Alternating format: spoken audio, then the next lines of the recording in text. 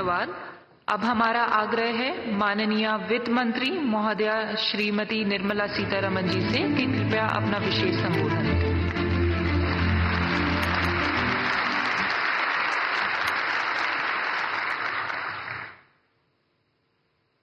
Respected Prime Minister, Honorable Governor of Maharashtra, Chief Minister of Maharashtra, my colleagues in the Council of Ministers, Deputy Chief Ministers of Maharashtra, Governor Reserve Bank, all invited dignitaries, media, I'm here on a very happy occasion when today we mark the 90th anniversary of Reserve Bank of India. RBI, the Central Bank of India, has actually had a remarkable checkered history. It stands tall among its peers on several counts. Once in a century pandemic, the COVID, hit us. The RBI adopted and in fact deployed conventional and unconventional range of instruments to provide liquidity and to promote growth and to ensure financial stability.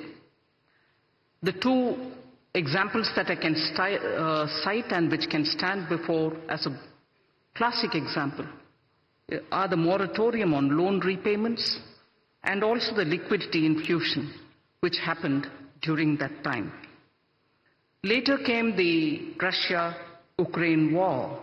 RBI's measures primarily aimed at two things.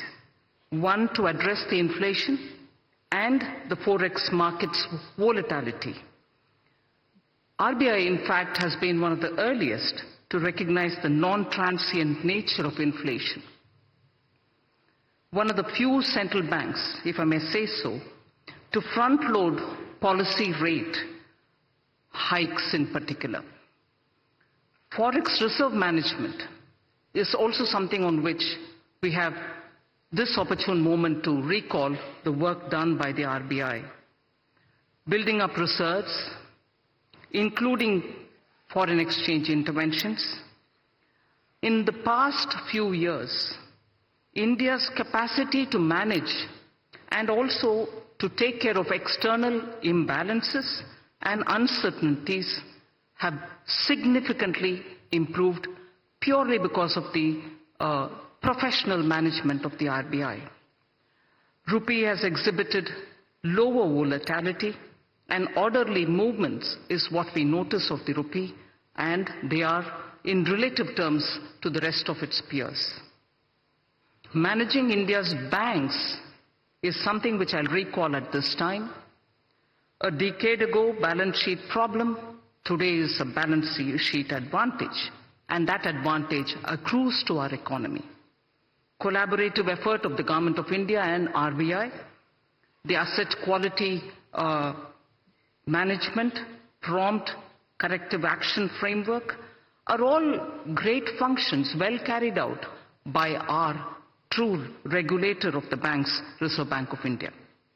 Fiscal and monetary policy coordination, as always, the Government of India is one of the governments like very many others, and RBI manages its debt, which is very important for government, inflation management, despite monetary tightening pressures, and the measures which have been taken for monetary tightening has stabilized the G-Sec yields, which is very important for the economy.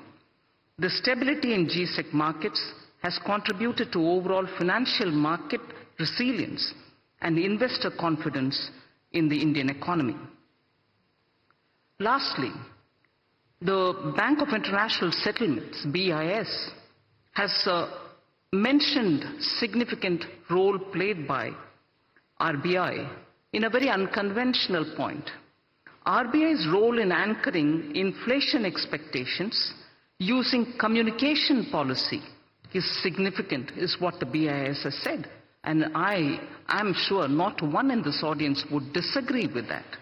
Apart from forward guidance, It was used for explaining the rationale.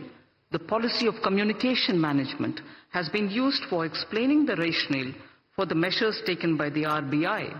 Thus, in the economy, confidence was built, and then optimism, if I can say so, optimism has been held up even during pandemic, held high and never let down. So optimism building is a very beautiful function which the RBI during crisis time has handled, because it adopted this unconventional instrument of communication with the people.